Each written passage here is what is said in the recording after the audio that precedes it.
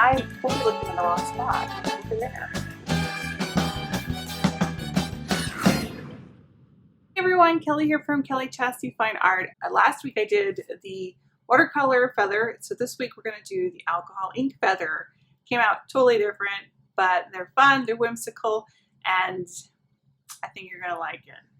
So make sure that if you're new here, welcome, and please make sure you click that subscribe button down there. So next week, if we can get 500 likes on this video, I want to offer up a prize for you guys. So make sure you stick around to the end of the video and see what that's going to be.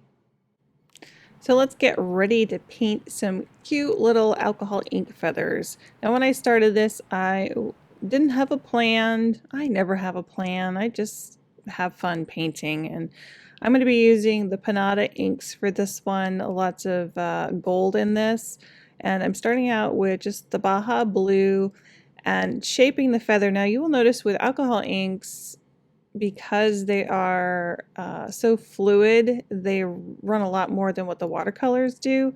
So when I first started, I just usually will put just a few drops down there and then kind of work with what I have for the inks and let that dry slightly with my brush as I'm working with them. The second one here I'm doing with purple, and I did not like this one. I will be honest with you. I really had to kind of work it a little bit.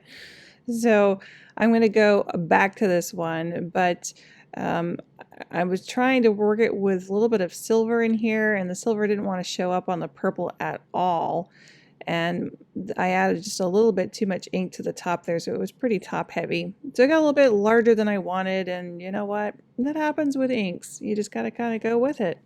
So I'm trying to add a little bit more silver, and it still is not showing up, and the feather shape is just wacky. So I'm going to clean my brush off and move on to another one. And I often will go back to these things because even if I don't like it at first, I kind of keep working with it. And by the time I was done, I was happy with it. So I'm just taking a Sharpie here this time, and I'm going to just kind of sketch out my feather. And that one looks a little bit more similar to the watercolor painting that I did last week of the whimsical feather. And I'm going to add a little bit of the Baja blue and some yellow here and a little bit of green. I'm just going to let this kind of mix on the paper a little bit more. And now I'm going to shape it in just a little bit. And I think I really like, I did the pen with the watercolors last week and I really liked it, kind of shaped it up.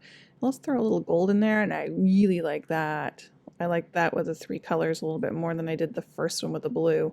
So now I'm going to go back to the purple one because I haven't given up on the little bugger yet. I'm going to add a little bit of white and a little bit of the Senorita magenta. Still adding some more colors, a little bit of the sapphire blue to this, and working it again, trying to get that shape and see if I can save this little guy. Or I should say this big guy better. So in the cup up there, I just have a little bit of the Panada cleanup solution, and you can use alcohol for that as well. It's depending on what you have or what you like. So I'm going to go take a pen again and just kind of do a little bit more details in these.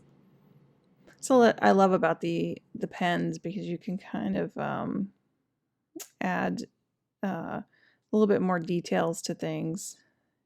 And the inks are still slightly wet here, so it didn't want to work too well.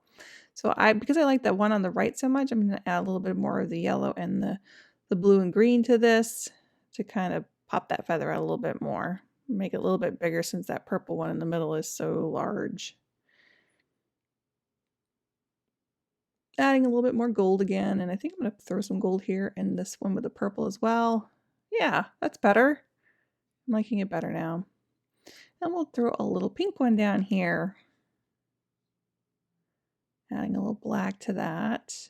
You know, that's what I like about these. I try different color combos because you just never know what you're going to like. Now I'm using my little brush here. I'll put a link down below for these little brushes. These are really great little brushes. They're really easy to kind of hold on to. I have to look at the name of them. They're called E-Boot. I think that's what it is. And I'm using a 0 for the larger one and then a 10-0 for the second one. And I think they came in a grouping of 4. in total, 3 or 4. I'll have to look back at it, but I'll throw the link down there for you guys. So tried another blue one here, and you know, that's the great thing. You just keep making all these different colors and these little combos. I'm gonna, of course, add a little bit of gold to that so we can keep the look going here. I think I like that one the best now. I always do that. I like this one. No, I like this one. I don't know which one you guys like better. So this one I'm just going to throw a couple more colors in here, and it has to be a little bit more of a funny shape because he is the last one on the page. And I just, like I said, I didn't plan it out. I'm just kind of winging it. You know, play is the best way to go. Someone said that to me with one of my classes just today. As a matter of fact, I think it was, her name was Jean, a student of mine, had signed up for my resin course. And she said, thank you so much for sharing all your mistakes. Because you don't have to be perfect. And I think that is so true. I think so many folks try to be so perfect with everything, and that's just not me. I'm kind of a go with the flow kind of gal. Kind of kick the can. Remember that saying? My mom used to say that to me all the time. So I'm going to throw in just a little bit more of these fun little swirls, just to kind of add a little bit more detail, throw a little bit more gold in here, and I added the black. I'm not sure if I'm happy with the black, but too late now. But it does give it some more details. And then I'll just do a little bit of splattering here because I did that with the watercolor one. And you can keep adding, you know, more colors to this. I chose to do the white background just because with alcohol ink it's a little harder unless you want to mask out the area. But this would be really cool as a pattern for like a fabric or something. If you took it in Photoshop and, you know, added the multiple patterns to it, repeat patterns. I may try that. So I hope you guys enjoyed that. I do want to mention that I do have an online course for resin coasters and dresser knobs that should be released this week. So please make sure that you sign up on the link below for a special launch coupon that I'll be sending out just to my subscribers.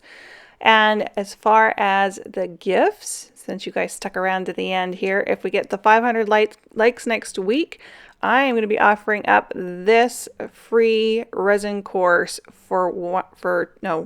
let's do 3. We'll give away 3 free classes next week. So make sure you sign up, and I will be sending out the email to the winner as soon as the course goes live. So we'll see you guys next Tuesday. Thanks.